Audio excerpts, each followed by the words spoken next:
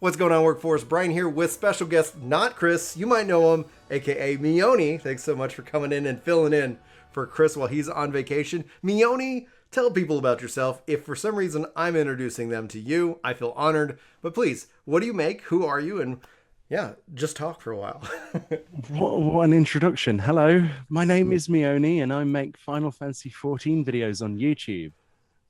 Lots of creative stuff, lots of news, lots of digest stuff, opinions that not always are very popular, and also stream on Twitch now as well. Yeah, it's just full time. What's the key of being a successful YouTuber? You're asking the wrong person. I was gonna say, like, just never state your opinion. Like, people will ask and be like, I agree with what you think. I kid, I joke. We have a diverse community with lots of exciting thoughts, news, and opinions, and it's always fun to get a comment on that. But I like that because it's like, yeah, like opinions. That's usually when I could see if I feel like doing a little subscriber purge. Like, let me just go tell people what I think, and at some point, someone's gonna be like, that's my favorite thing about the game. I love, Verminion. I love Lords of Verminion. It's the best thing about the game. I've never heard that statement. I know, right? That's a new one to me. I know there's got to be somebody out there. If not, then we could just create bashing Verminion stream, like content. Like, here's our new Brian and Meoni make hatingonverminion.com.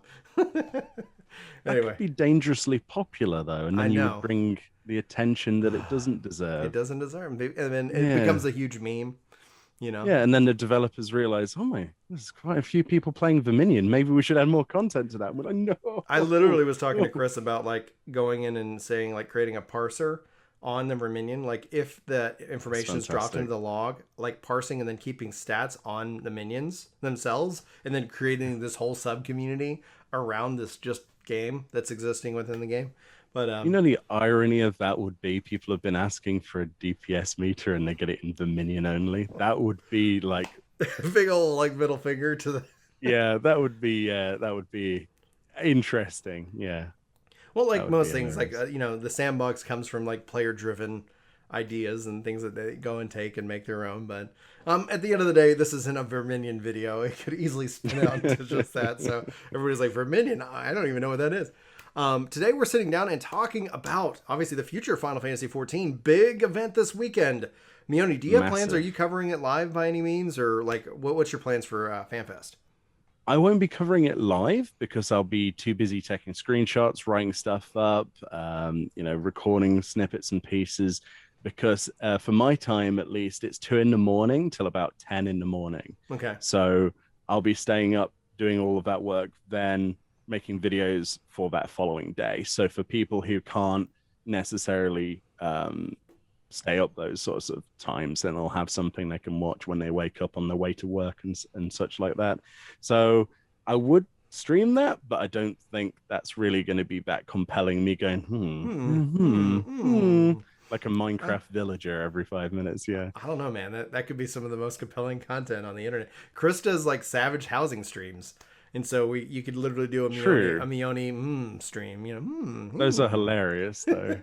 There he is frantically clicking on the placard. I wish him the best, but at some point it's inevitable that he's going to get it. My theory is that the first time that it's like whatever the next screen is pops, he's not going to be ready for it, because like if you do something for 50 hours over the course of whatever and then something different happens, you're like, what was that? And then so that my theory is that we'll see might see a panic moment and then like a very clippable human reaction moment from him. We'll have to wait and see how that plays out next week when he gets back at the signposting hunt.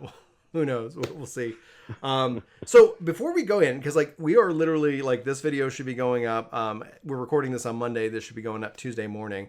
Like this is it. Like there is after Saturday. Like it's I think 4 days or whatever, because it's like Friday night Central Time, so it's going to be like 8 p.m. CST.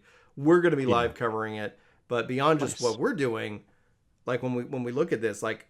You have any last minute predictions? Like, where do you fall with the job now that we're looking at like a melee DPS? Because you and I sat down and gave our job predictions, last year. So here we are a year later. Where do you stand? Like, what's your vote? Like, put it in let's solidify it here. In stone. And then we'll sit back and look at both how wrong we both were. I still think that it's going to be a scythe wielding, probably dark magic wielding, soul related job.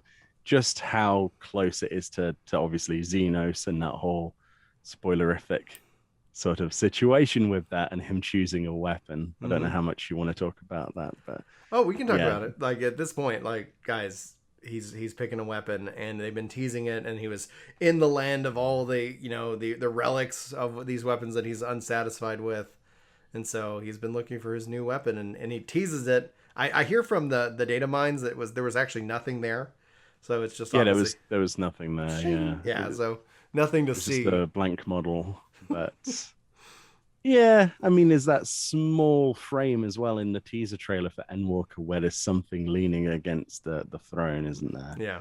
I mean, it's something big, so it's big, long, bladed. It's got to have a blade on it because he's not going to wield something that's He's not not going to be bladed. blunt, like because we only have like Monk is blunt. So in terms of damage, like we don't have another, blunt style Oh, melee. are you alluding to the idea of maybe hammers? Hammers would be really cool. Because some people, for the longest time, have wanted Gaia's hammer. Yeah, I think that would be awesome. I love like Hmm. hammers. It could also double as a mace, like a big old great hammer or great mace or something of that nature. I think that'd be kind of fun. Like, I mean, I do agree with you. Like, so if you were gonna put, it in stone, I do feel the scythe. I think the scythe Oh is, yeah, you it's a know, safe bet. it's the safe bet. And I mean, based Yeah, off of what Yoshi P had on his shirt, da da da da da da, going on yeah, and on and on. Reaper. However, that doesn't mean really anything. Like Yoshi P, until it's set in stone, like I know not. I know behind the scenes they haven't developed two melee jobs, and they're like, which one's it going to be? Like they have it and they know what it is, but it's kind of like the whole like psychological thing. Until you open up the box, you never know. So until that box is opened and on this weekend, it's like, yeah, I feel the safe bet makes sense that is Reaper, but Yeah. it would be so mind blowing to be like, what, a giant hammer, or oh my gosh, they're calling it Templar, or like I love all the Mm. theories that I've seen people propose, and that's just the fun of it. Like that's just the absolute fun of it for You have me. to remember a lot of the previous teasers with t-shirts were Hmm. a lot more subtle, like Sam Raimi being the director of a t-shirt with Spider-Man on, Yeah, Samurai, Sam Raimi. So this is a little bit too much like kind of obvious to me. So you'd like a have to, big misdirect. it's like, nah, that's too obviously a Reaper with a scythe, or but I don't know. It could be that obvious. Maybe he's put less thought into it, but I doubt it. I don't know. Who knows? Who What knows? other what other options are there anyway? I mean, what Well, would I've you want to seen see? like people talk about like a Rune Knight. I've seen Templar. I've seen.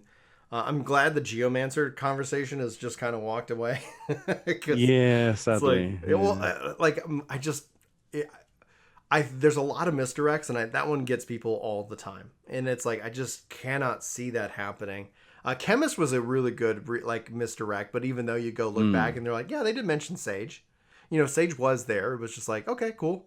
And I like that what we got with that with Sage. Like Sage looks great. I cannot wait because I think Oh yeah. what Sage does, and I'd love to know your thoughts here. I think it Hmm. allows what they took away from healers in Shadowbringers to kind of come back, where you have that Yeah. pure healer and that barrier healer. So what do you think about that? My thoughts on that are usually because people play Astrologian Mm-hmm. for one of two reasons, and that's been divided more recently because if you ask a hardcore end game raider their thoughts on Astrologian, they'll say, "I'll just stay in diurnal. As Nocturnal's useless." Mm-hmm. And then a lot of other people will say, well, no, this is our shield spec, basically. But it seems to be too weak for that. So it is a nice thing, in my opinion, to see that solidified that they're going to be making this classification, this almost sub-classification between the type of healer. Mm-hmm. And I think Astrologian will benefit as well from being alongside Sage. Whether or not it can compete with Sage being the new, well, poster child, basically, isn't it? Mm-hmm. Is another question entirely, or if people won't get the love that they want for the job that's already there. Because Sage looks insanely good.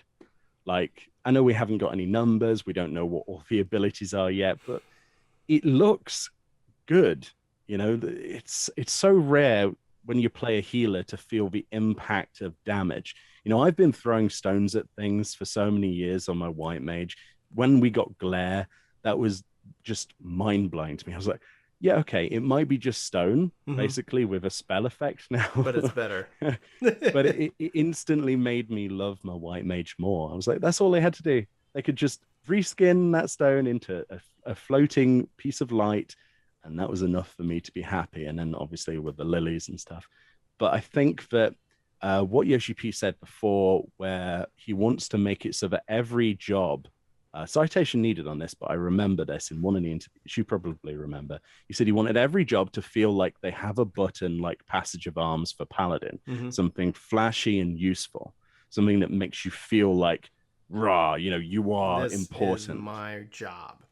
Right, yeah. Be it sprouting wings from you or just blowing things up. So it has a good option. There's a good chance that they'll do that to really solidify that type of healer as well. Bringing back to your question. No, I think I agree with you, because typically we see, especially the jobs that are introduced, get a lot. They just feel good. So like Red Mage, I remember coming on the scene, I was like, yes, this is so good. And same thing with Dark Knight. Like a lot of the times because they get a lot of love. They and then the jobs themselves that are there, usually, adjustments are made. And so that's just the natural course of it. But I think Machinist came in this expansion incredibly strong, because it also got a complete rework. And then if you saw the Mr. Happy interview talking about like Eggy Glamours and kind of hinting that we might see a Summoner rework, which for me is both up here exciting and at the same time going like, it could go wrong. I didn't really appreciate what they did this summer to this round, but that's just me. Like, I know that summoners can still bring the damage. I just think that what's its identity? Like, what is it? Where does it, how does it fit? Because is it a pet class? No, not really, but it is, but it isn't, and so hopefully we'll see whatever that works, because personally speaking, like, I don't think they can just go add another big summon. Or what is it, Alexander? Like I think Mr. Happy said, or what is it like? Okay, here's our next big summon that's a part of this 3-person thing rotation. No. Like I think drop the Eggies altogether. Maybe keep Carby as a pet, and then essentially allow a little bit of flexibility. So Summoner rework sounds exciting to me, and so who knows? Like I would love something to bring me back into that job more than anything else. But healer getting, like I think we're going to be on the precipice of a lot of different changes. And as all change is, positive or negative, be sure to have a backup job, guys. Always have a backup, because that way you won't be starting over come Endwalker, not liking your job, and then having to start like at level 1 or 30 or 50 or 60, in that regard. Well, so that's what this game has over others anyway, is the ability to have all of these classes, jobs on one character. You can have your ults, but really you only need that one character to have everything. So it's not like World of Warcraft where they change Druid one patch and you're like, oh no, now I've got to go and level my priest because this is not relevant anymore. So I personally love Summoner currently. I actually enjoy it. I got it to where I enjoyed it good on controller. Like I put a lot of work into actually making it work, but there's still a couple of abilities I'm just like, why is Summon Bahamut and then Kindle Bahamut two separate things?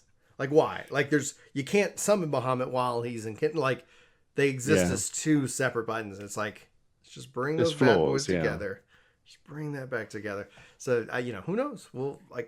But yeah, Summoner is good. But I tell you, I took 2 months of like investing in that job to constantly iterate on how I had the controller set up before I got it to where I was like, okay. Because the same thing with Paladin. Like when we sit here and somebody was asking me what's my favorite tank, I was like, right now it's Gunbreaker, followed by Dark Knight, followed by Paladin, followed by Warrior. That's not that any of these jobs suck. It's just what I prefer. But Paladin isn't because it isn't awesome. It's because it has a couple of the skills that just needed to be something that upgraded from something else. Because on controller, because you have your melee rotation, you got your magic rotation.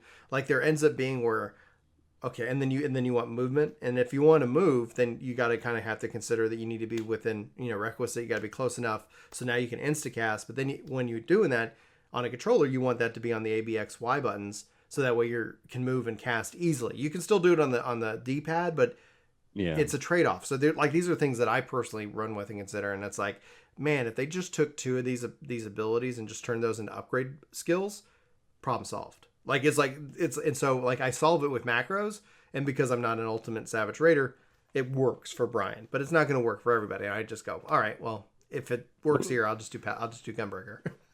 That begs the question. Every expansion that we get, we always get like a few couple new abilities and such. Do you see at this point, you bring up a great point with your controller layout.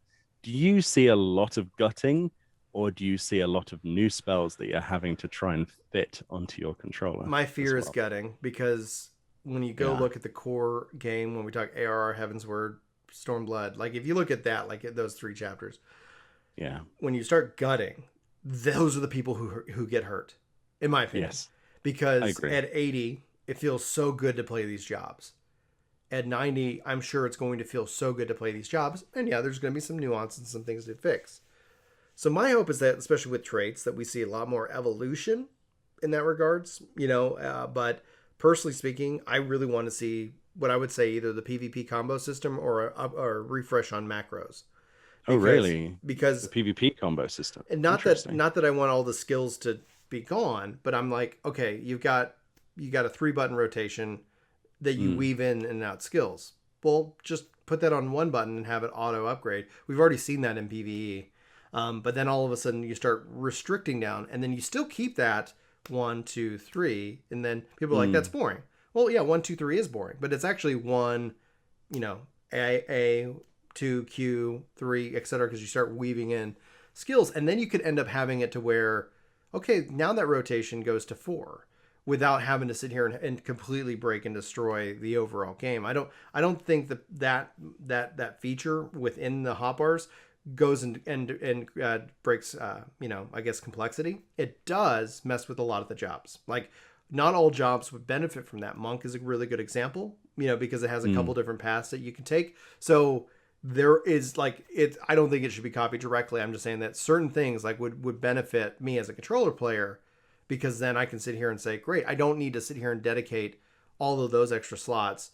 And it's all in the context of not having all these abilities or skills just gutted from the game, just so that 90 feels significant and cool. And I think 90 can feel significant and cool, but you got to think about how the structure of it is. That, or you just take the level sync system and say you keep all your skills whether you're synced or not, and then they can kind of just sit here and have that identity at some point earlier on, and then you can figure out some traits make your job unique and interesting. It's probably a hard decision that they've had to make. I don't know what they're going to choose. Yeah. But in the end, I don't think, even when I say PvP combo, I don't think that's a perfect solution, but go ahead, Meoni. I would predict that they probably won't add that many new skills because of the thought process that they have currently with the item squish, the item level squish and that whole level squish situation, because that's going to be hard enough for them to balance anyway. That whole, what was it? What's the level bracket again? Anything after a certain level to level? It's 50. So it's like 50 to 60 or 70 or something like that. That's what's getting kind of condensed. Like the pre-50, I think they're keeping that where it's at. And then after that, that's where that stat squish is coming into play, because it's just getting ridiculous. It is. It really is. But I don't know. I think any game is going to be boring at the end of the day with homogenization into say for instance, if you use the PvP combo thing, the reason that's boring to some people, I think, is because of the GCD, just because of how long it takes to go through buttons anyway. So unless that increases that in any single way, the PvP combo thing is just going to make it worse. But if you're just like, I want to press this, and then you got to keep waiting. So that's where it's like, in my mind, it would be that you'd also have more skills introduced much sooner. So now we can have that off the global cooldown, because we're not worried about it. We're just going to bring that to you at level 10 now. And so when you're in the dungeons, you got pop, bop, bop, bop, bop, bop, bop, bop, so you think of it kind of a rhythm game. So, but yeah. Oh man, I don't even know. Do you think they could increase the GCD without completely breaking the whole game? Because when you balance numbers and output, that's if you squish the numbers enough, then you could. Yeah, like half damage or something per. Yeah, because I mean, every because that's, second global. I mean, that's the thing, right? Because like that, the global cooldown is that heartbeat of kind of damage, and you are able to Yeah. kind of bypass that. But if all of a sudden that heartbeat's faster, that's just more damage going out, like no matter what. Maybe the answer to bloat in terms of uh, buttons on your UI is actually to start baking dots into single action abilities and let them refresh on a timer based on that ability. Mm-hmm. In World of Warcraft, I hate to use it as another example, but it is a perfect example. When you have a caster, for example, I don't know, a druid or something, and you cast a certain ability, I think it's Wrath, it reapplies the dot that was previously on there, it recycles that so you don't have to press that button again. So maybe just have, for some classes, if they want to add new abilities to stop having that bloat, just take off those dots off of your bar completely and make them a passive refresh, and then That's you'd true. still be able to have your fancy stuff. Because controller users, as much as the PC community would love to laugh at this, at the end of the day, I've seen people on Reddit, oh, console users. It's a huge market, especially with a PS5 version. There's more PS5, dude, people than the ever. freaking shit, because it's such a smart play by Yoshi P and Yeah. Square. Hey, did you get a PS5? Congrats. Hey, are you hungry for something to play on it? How about Final Fantasy Word critically acclaimed Final Fantasy XIV now Yeah. with Heaven's Word expansion? Like what a power play! What a And it's power such a play! good version as well. Oh It's yeah. perfect. Well, it's a great showpiece. Like at the end of the day, like hey, by the way, free trial, play no subscription. It honestly makes me like there's 1,000 conversations we can always take this video Yeah. in and of itself because it's like we are talking like will they ever add Stormblood into the free trial? And I go they better not. Oh yeah. Oh, they I will. don't think they should because what I would I say think is they that will. I would rather this than that. I would rather them make the game buy to play with the subscription being required for the two latest expansions rather than just add the free trial with Stormblood because in my mind somebody's like why ever sub I go why ever give Square any money like if it's like hey you got the free trial all the way through Heaven's Word if you don't like the game by now what's the problem if it's the subscription that keeps you away well, what if you just buy the game and you can play and you just can't play right now Shadowbringers and Stormblood. But then when Endwalker comes out, you say, well, if you want to be subscribed, you can play Shadowbringers and Endwalker. Like meaning that it's like if you want to keep that subscription model, lock it to Mm. the current content. But then if it's all about getting people to come in and play, why not accept $40? Why not accept $60? Rather I than don't like know. because like if they add Stormblood if this is what they do here's what I do hi guys you should totally check out this game do not spend any money on it if you ever don't want to pay a sub it's like as soon as I give you $50 you say you now have to give me $15 a month for as long as I want to play I'm like why and if they add in Stormblood why would I ever even give them anything because then I Because there's go always going to be something relevant and new. As there long is as going they to be keep something that relevant sort of yeah like one or two expansion gap of relevance, people are going to get to that point anyway and want to play with their friends. I It's the agree same. I It's the just think same that reason that yeah they'll announce a level 80 boost as oh yeah pretty soon. it's like level That'll 80 be boost, top. story skip up through Yeah, Shadowbringers, which I don't think you should skip Shadowbringers. I think it's a really good entry point for a lot on of your people. rolls. Yeah, Yeah, yeah. if Um, you got your disposable income, go for it on your rolls, if but you, don't skip your main character. the I just think that it's like I think that free trial is perfect, but then it's like yeah, if that's the problem, you can pay, and then if you can't sub, then you just can't be in the Mm. current zones. Like that way you can log in. I just think there's a really good hybrid business model out there that works in 14's case, but again, I don't know the technical back end to sit here and be like, yep, I don't think it's easy.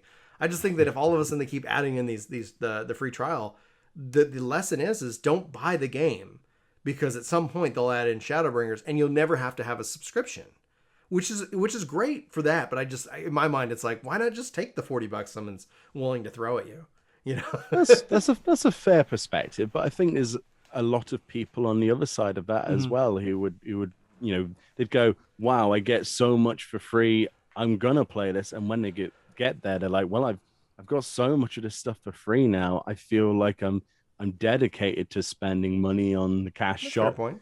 buying stuff. I mean, Yeah. me personally, coming from playing games like Terra Online and other freemium type games like that, I value the experience that's given to me for free before I pay any money because they're not my main game, you know. So if I can play through Elder Scrolls Online, for example, and the entire thing is just like you buy the expansion or whatever you get for free anyway, Hmm. you get to a certain point and you're like, you know what? I will buy that. I Yeah. will go and do this. It is a working model. It is. It's It just, does. I think gamers like to support the games they love. yeah. And I think what we look at in the current model, it's about removing that barrier of risk for the player because then it's like, all Mm. right, like is this overhyped or is this whatever? Oh, this is actually really nice. Yeah, I like this. Okay, how can I help? At the same time, without sitting here and saying, "Hey guys, make an awesome game and then survive on it for years without getting any money to build up trust." And then Mm. and then ask for money, So it's gonna be interesting. I got a question for you before we wrap this video. Go Um, on. will we see an Xbox announcement this weekend? And do you think, if so, would it have any connection? It doesn't have to be fully supported, but do you think it'll have any kind of connection to Game Pass?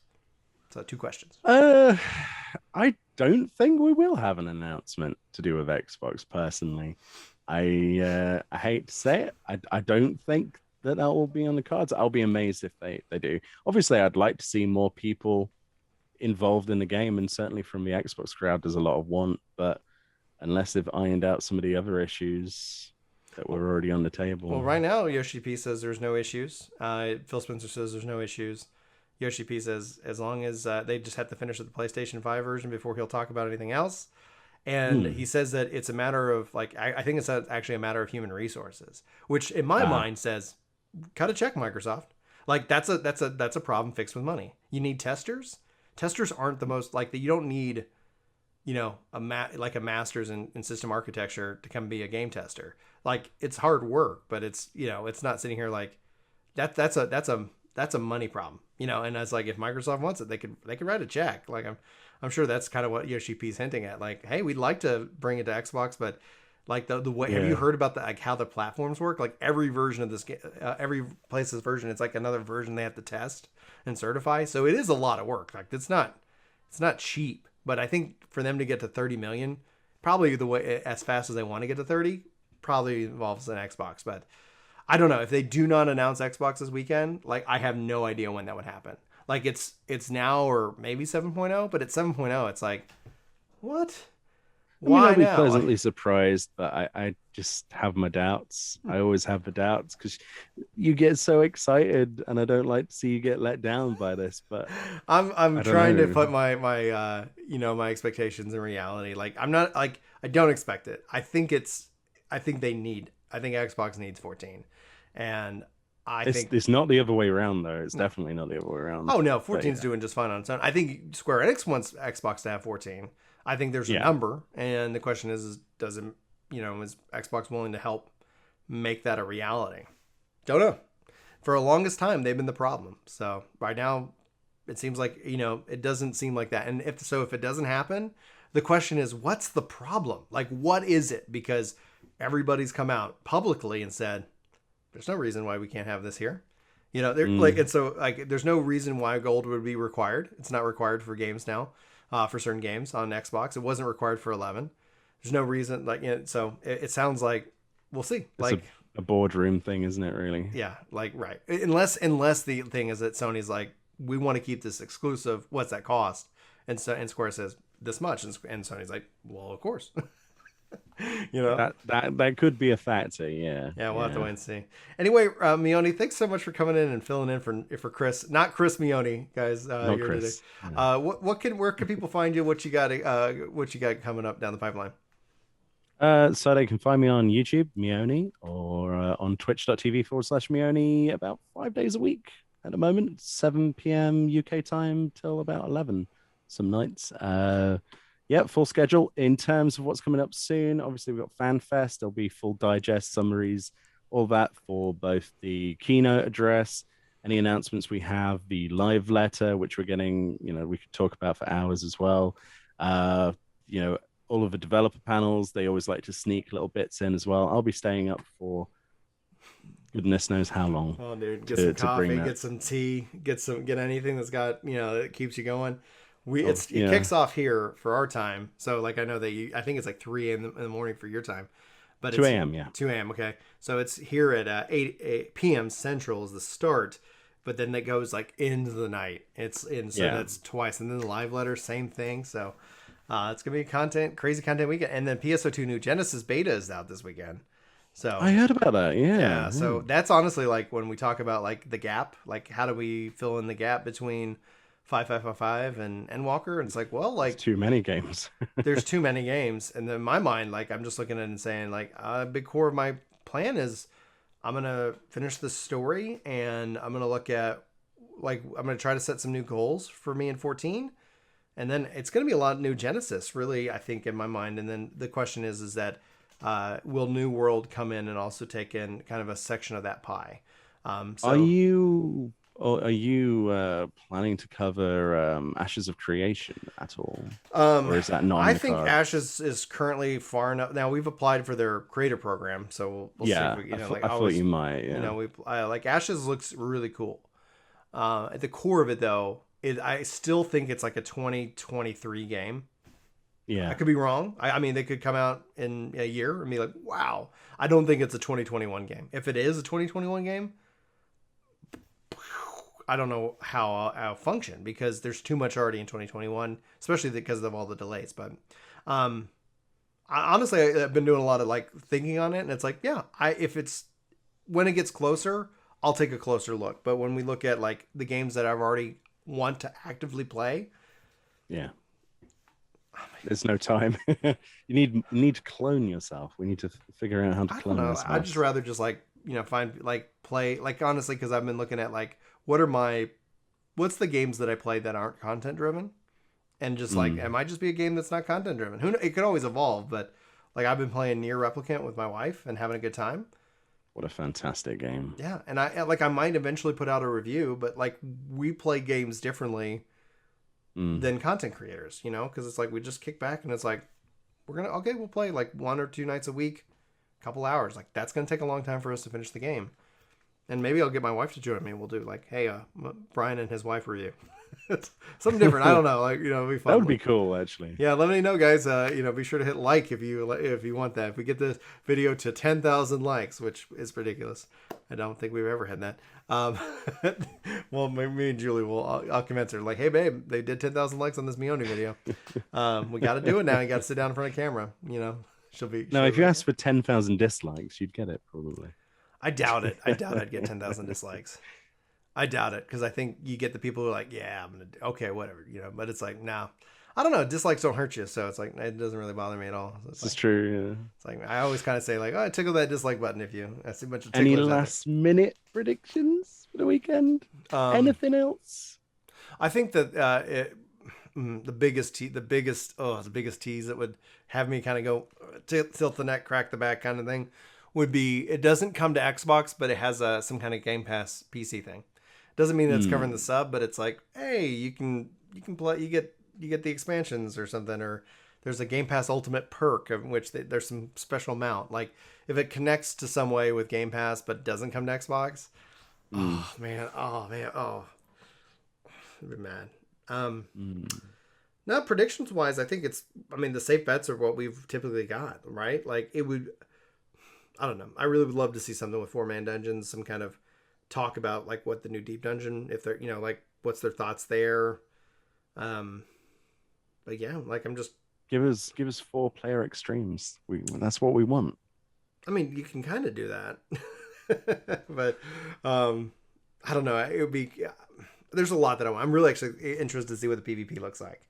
So if they went and showed us the new PvP mode The small this weekend, scale? The small scale casual mode. Yeah, that's yeah. changing up the role. The problem with PvP in my mind's always been like a long time. Just put people in matches, just get them playing. It's too hard to get like 3 alliance groups. It's insane. Beyond that, like the fact is like on the like feast and whatnot, the role restriction, like they don't even tell you what role they're looking for. So it's like I'm in a thing for 30 minutes, and it's like I'd be here for a second if they wanted me as a healer or a melee or a ranged or a tank. Because it's specific to all that. and it's so annoying. It's like, okay, come on, time out, guys. Just put people in matches. Yeah. And then if you want to do something bigger, build up, have a solid PvP community, and then you can start building it bigger. They kind of went in the reversed order, you know.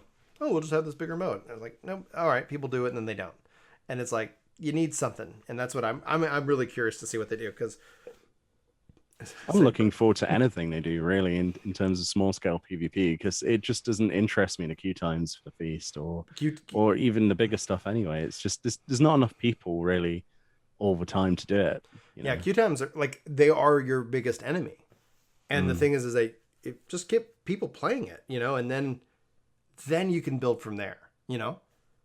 Then if you want to have something a little bit more serious and focused, build from there. But the fact is, like, why am I waiting a queue? Why is there a new PvP mode every expansion? It just comes out and dies, and it further segments, right? Like the frontline roulette was great, but it was like you have all of these different modes, and it just yeah. Welcome to our fifth video hi, in a row. Any last minute predictions before you before we wrap up?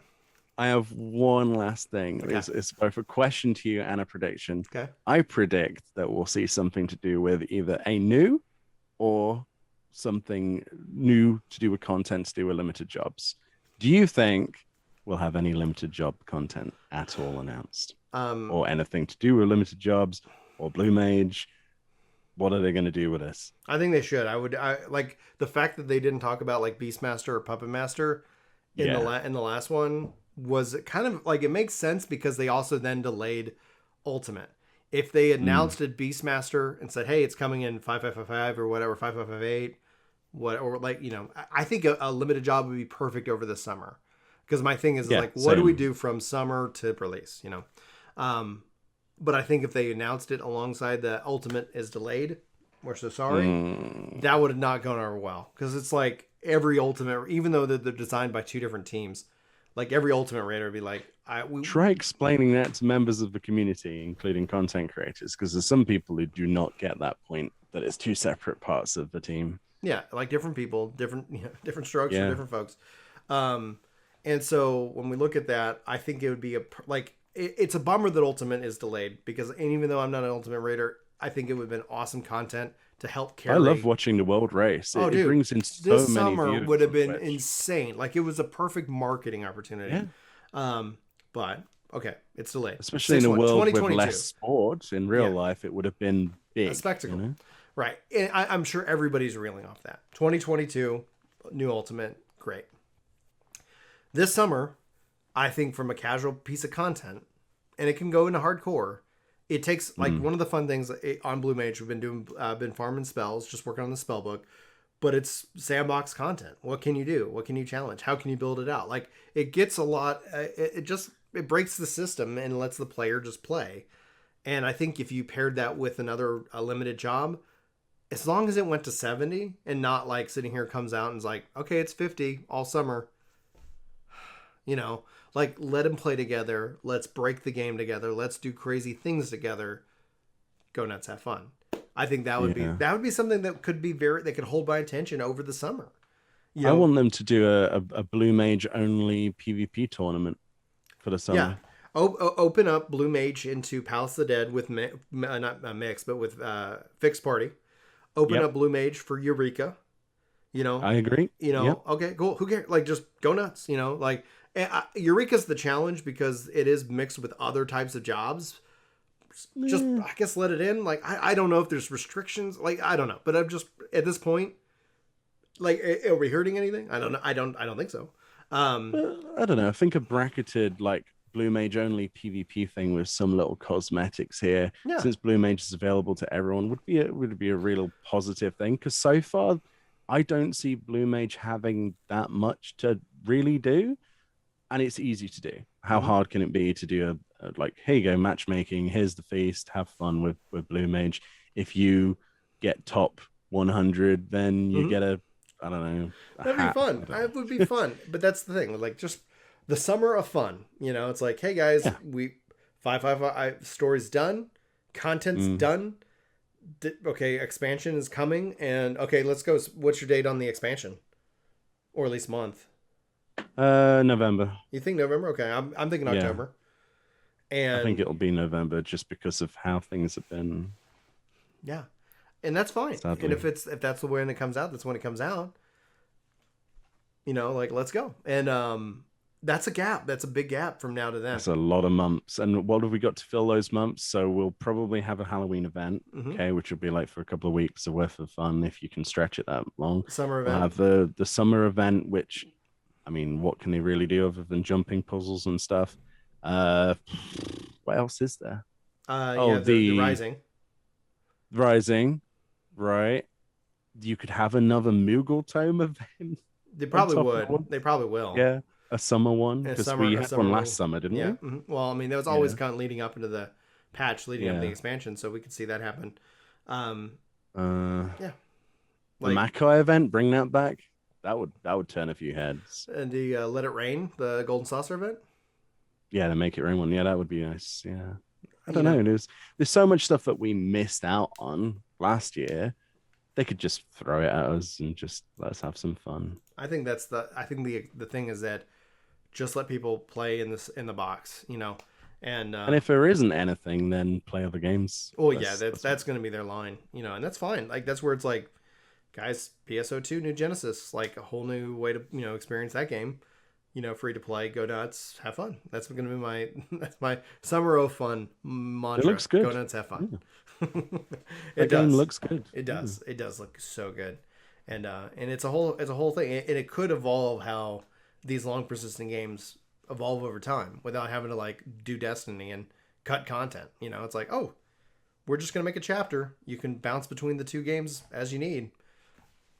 That is what it is. All right. This has been an epic video, Meoni. Thank you so much for taking time out of your day to sit down and play the role of Chris in this regards, bringing up WoW references just to get people in chat to go, why do we always have to bring up WoW? Because it's a great example of a market leader, and you can't deny it, regardless of your thoughts or opinions. It's a great example of a roller coaster market leader. Like, yeah. When it's up, it's up. When it's down, it's down. Yeah. Yeah. Oh, don't get me started on the Legion Deluxe Edition and stuff like that. Not Legion, Burning Crusade Deluxe Edition and all that. Yeah, I think that's got a lot of everybody. It doesn't affect me. Not going to play it. No big deal. But I know a lot of people are upset, especially people who played through the Burning Crusade aren't very happy with basically how they're handling that. I love the Burning Crusade, but there we go.